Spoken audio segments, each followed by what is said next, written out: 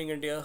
मैं राजेंद्र मिश्रा एक बार फिर इस यूट्यूब चैनल के माध्यम से मेरे फार्मर्स और जितने भी भारत देश के हमारे जो जागरूक किसान हैं उनके आज बीच में हम लोग हैं। और बड़े चीज़ दुख की भी बात है और बड़ा सबसे बड़ी चीज़ है कि ये किसानों को जागरूक करने का भी जो हमारा एक मिशन है उससे संबंधित हमारा काम पिछले 23 सालों से माँ धरती बचाओ अभियान के अंतर्गत ये संस्था भारत देश में काम कर रही है। और आज इस वीडियो के माध्यम से मैं सभी हमारे जितने भी जागरूक फार्मर हैं और इस देश की जो जनता है उसको समझाने का यही कोशिश हो रही है। हालांकि ये जागरूक कार्यक्रम हर वक्त चलता रहता है, भारत सरकार के द्वारा भी चलता रहता है, हमारे जागरूक कई बंधुओं के द्वारा भी चलता रहता है, लेकिन ये जानना बहुत ज़रूरी है। और इसके लिए आपको मैं बता दूं कि मेरा यूट्यूब चैनल ज़्यादा से ज़्यादा सब्सक्राइब करें, इसको लाइक करें, ताकि ज़्यादा किसानों तक और ज़्यादा जनता तक ये चीज़ें पहुंच सके कि जिस स्थिति में आज भारत देश चल रहा है वो जानना बहुत ज़रूरी है। तो मैं आपको बताता हूँ कि हमारा इसरो और भारत सरकार की जो रिपोर्ट है वो रिपोर्ट अभी ये बोल रही है कि हमारी जो भारत की जो ज़मीन है वो 30% ज़मीन आज मरुस्थल बनने की कगार पे जा चुकी है, यानी कि वो मरुस्थल बनने के रास्ते पे पहुंच चुकी है।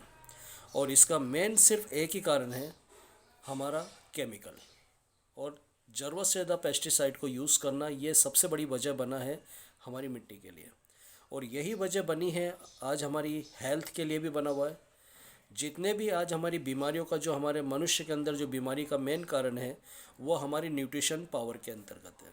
क्योंकि अगर हमारी मिट्टी के अंदर जिंक नहीं होगा, विटामिन्स नहीं होंगे, मिनरल्स नहीं होंगे, फाइबर्स नहीं होंगे, ऑलरेडी ये सारी चीज़ें जो अगर देखा जाए कई पोषक तत्व अगर मिट्टी के अंदर भी नहीं होगा तो नो डाउट वो खाने के अंदर भी वो पोषक तत्वों की कमी पाई जाएगी। और जब पोषक तत्वों की खाने के अंदर कमी पाई जाएगी तो वही कमी हमारे शरीर के अंदर भी आएगी और यही हमारी बीमारी का सबसे बड़ा कारण बनेगी। तो ये तो बात की बात बता दें कि ये तो सभी लोग जानते हैं, लेकिन मेन चीज़ है आज जो हमारी ज़मीन खत्म होने की कगार पे है वो सबसे बड़ा कारण बना हुआ है। क्योंकि जिस तरीके से देश की जो जनता हमारी पॉपुलेशन बढ़ रही है और जिस तरीके से अगर देखा जाए जो हमारे खाने का जो एक इंतज़ाम होगा वो कहीं ना कहीं आगे चल के बहुत ज़्यादा परेशानी का कारण बनेगा।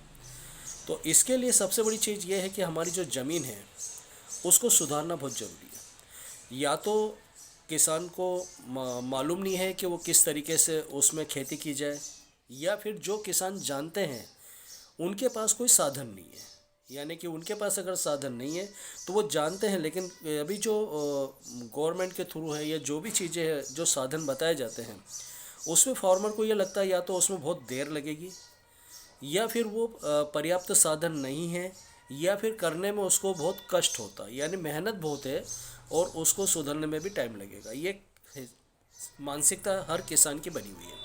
लेकिन आज की डेट में एक संस्था, एक ऐसी संस्था जो पिछले 23 साल से भारत देश में काम कर रही है, जिसके अंतर्गत हमारी ज़मीन को सुधारते हुए, मतलब ज़मीन को ज़्यादा वक्त नहीं लगेगा, ज़मीन को सुधारते हुए उसके खर्चे को भी कम करते हुए।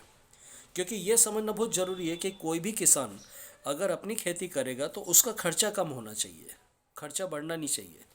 तो किसान डरता इसीलिए है कि यार खर्चा बहुत ज़्यादा बढ़ेगा, उत्पादन कम हो जाएगा। तो ये सारी जो शंकाएं हैं ये शंकाएं अब ख़त्म होने की कगार पे आ चुकी है। क्योंकि एक जो संस्था मैंने आपको बताया कि 23 साल से मिशन जो काम कर रहा है वो देश की ज़मीन को बचाने के लिए काम कर रहा है। और आज खुशी की बात यह है करीब 20 लाख से 25 लाख एकड़ ज़मीन को आज की डेट में मिशन ने हमारा उपजाऊ बना दिया है, जहाँ से केमिकल पेस्टिसाइड सब खत्म कर चुके हैं।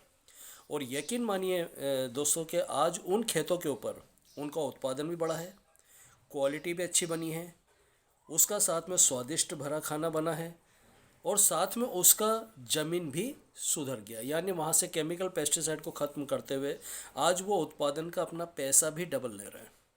तो ये हमको समझना बहुत ज़रूरी है कि अगर ये खेती हमारी ज़मीन बचेगा तो दोस्तों किसान बचेगा, और किसान बचेगा तो ये भारत देश बचेगा, और भारत देश बचेगा तो सर इंसान बच जाएगा।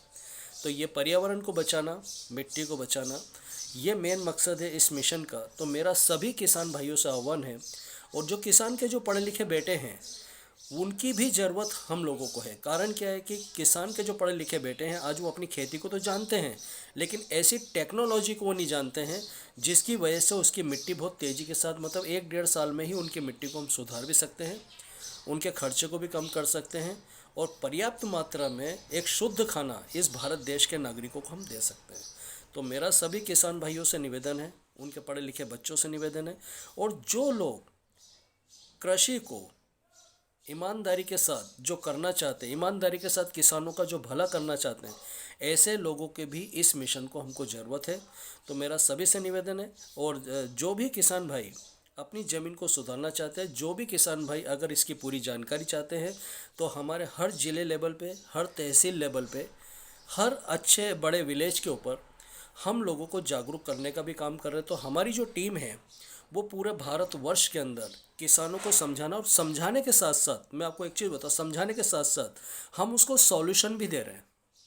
समझाने का काम नहीं कर रहे हैं, लेकिन समझाने के साथ साथ उसको हम सॉल्यूशन भी दे रहे हैं, उसकी खेती कैसे करेंगे और करके भी दिखा रहे हैं।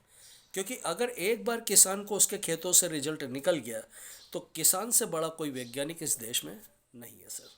तो मेरा सभी से आह्वान है, हमारी पूरी जो टीम है भारतवर्ष में जो काम कर रही है, उनसे बराबर मेरे से आप कांटेक्ट करें।